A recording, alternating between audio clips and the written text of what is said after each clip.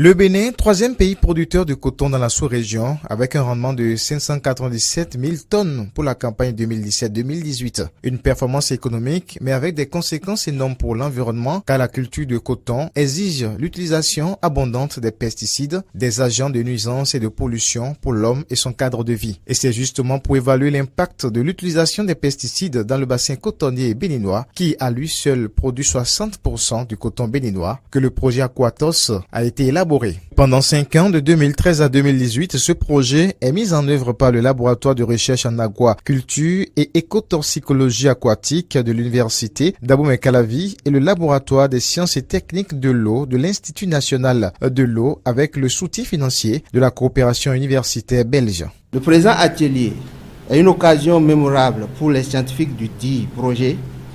de partager les résultats atteints avec surtout les décideurs locaux et tous les partenaires techniques et scientifiques du pays. Ce projet a été initié en novembre 2013 grâce à un financement de la Commission de coopération au développement de l'ARES, donc de l'Académie de recherche et d'enseignement supérieur,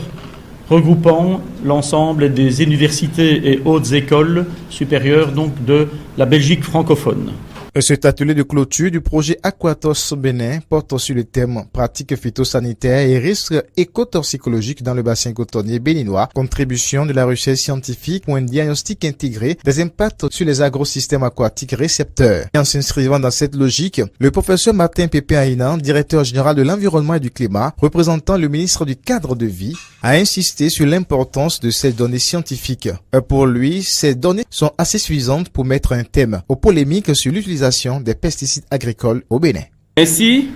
avec cette collaboration, nous avons pu avoir des données que nous pouvons aujourd'hui présenter et mettre la lumière sur certains points d'ombre qui juste là sont restés des points de spéculation. C'est le moment de remercier très sincèrement non seulement la coopération universitaire belge, mais aussi les équipes de chercheurs des universités de Liège et de Namur qui, aux côtés de leurs homologues béninois, nous ont permis de disposer de données scientifiques fiables et actualisées sur l'exposition des écosystèmes aquatiques dans le bassin cotonnier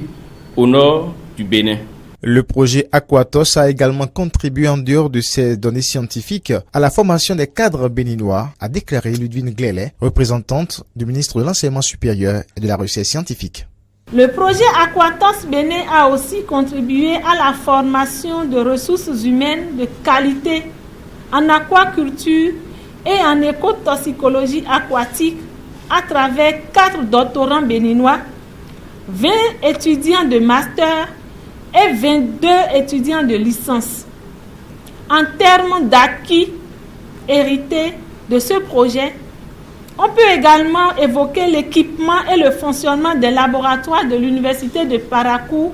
et de l'université d'Abomey-Calavi. Les conclusions de cet atelier de clôture du projet Aquatos devront permettre de rédiger des notes de guidance à l'endroit de tous les acteurs et des notes de politique pour une meilleure mise en application de ces recommandations.